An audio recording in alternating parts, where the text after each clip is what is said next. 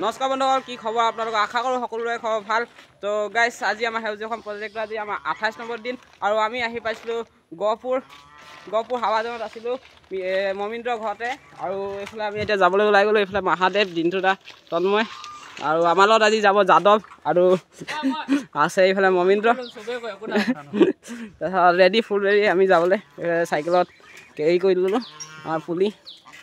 এতিয়া ওলাই আহিলোঁ আৰু গৈ থাকোঁ। আজি প্ৰথমখন স্কুল কোনখন স্কুল যাম আপোনালোকক দেখাই আছোঁ আৰু আপোনালোকৰ ভিডিঅ'টো এনলৈকে চাই থাকিব।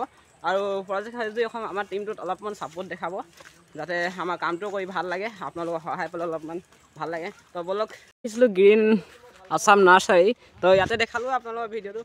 এতিয়া আমি গৈ থাকোঁ মানে আমাৰ খুৰাহঁতৰ স্কুল, খুৰা মানে য'ত পঢ়িছিলে তাতে আমাক লৈ গৈছে। আৰু এইফালে আমি ওলাই গ'লোঁ যাবলৈ ইয়াৰ পৰা।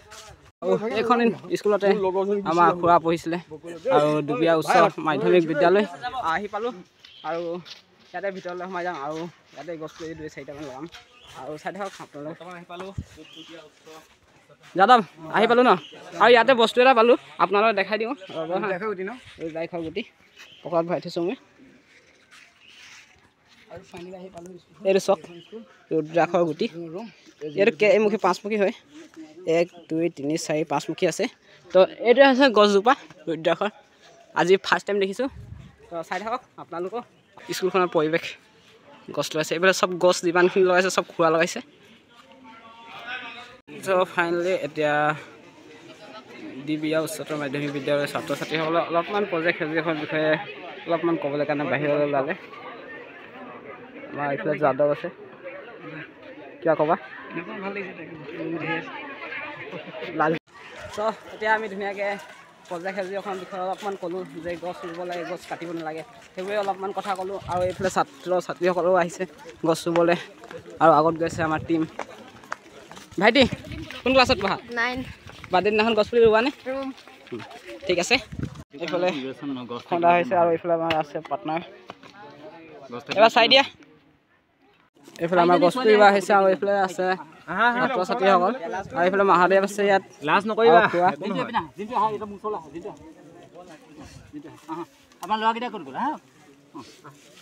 চবে চাপি আহা, মই সৰ্বে ভৱনটো চুখী নহওক কম, তোমালোকে অকণমান লগতে কৈ যাবা হা। চব চাপি আহা, মই কৈ যাম, মোৰ লগে লগে ধৰিবা, হ'বনে? সৰ্বে ভৱন্তু সুখিনঃ, সৰ্বে ভৱন্তু সুখিনঃ, সৰ্বে সন্তু নিৰাময়া, সৰ্বে সন্তু নিৰাময়া, সৰ্বে ভদ্রাণি পশ্যন্তু, সর্বে ভদ্রাণি পশ্যন্তু, মা কচ্চিৎ দুঃখ ভাগ ভবেৎ, মা কচ্চিৎ দুঃখ ভাগ ভবেৎ। ওম শান্তি শান্তি শান্তি, ওম শান্তি শান্তি শান্তি। ইয়াৰ অৰ্থ হ'ল সকলোৱে আৰোগ্য হওক, সকলোৱে কল্যাণ হওক, কোনো যাতে দুখৰ ভাগি নহয়। আৰু আজি এই যাত্ৰাত গছজোপা ধুনীয়াকৈ হওক, আমি সকলোৱে আশীৰ্বাদ কৰিছোঁ এই যাত্ৰা সফল চিৰসেউজীয়া হৰিধনী এটা দিয়ক। হৰি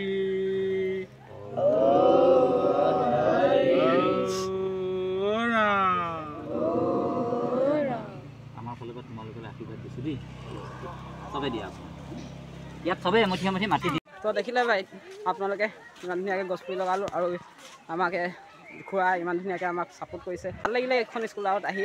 আৰু এতিয়া আমি কোনখন স্কুল যাম, দ্বিতীয়খন স্কুল ক'ব পৰা নাই, বাট মানে ইয়াত বহুতখিনি টাইম হৈ গ'ল আমাৰ। এতিয়া টাইম আহিলে 2টা বাজিব হৈছে।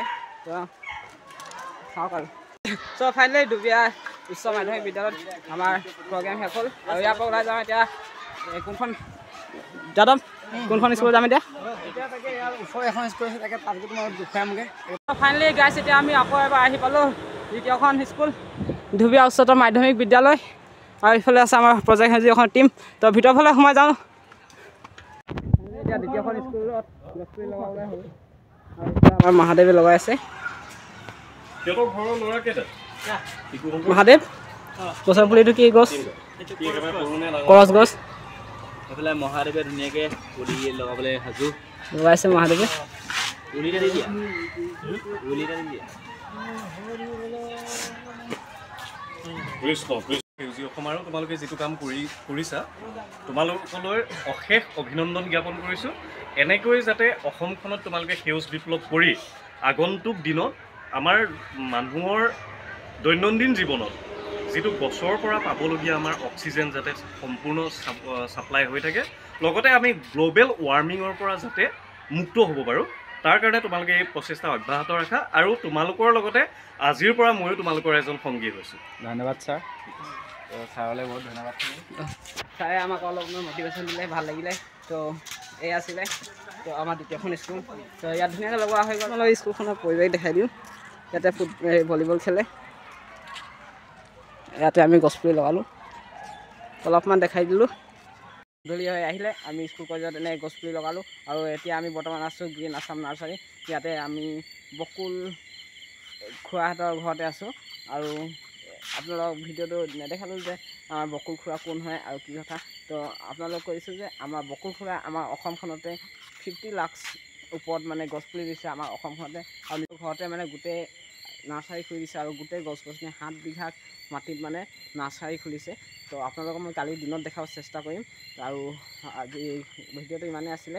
আৰু আমি এইফালে চাইকেল থৈছোঁ আৰু এইফালে আছে আমাৰ খোৱা স্কুটি, আৰু এইফালে আমাৰ চাইকেল লাগি আছে, আৰু এইফালে থোৱা আছে আমাৰ গছৰ পুলি। তো আজি আশা কৰোঁ আপোনালোকৰ ভিডিঅ' চাই ভাল পালে।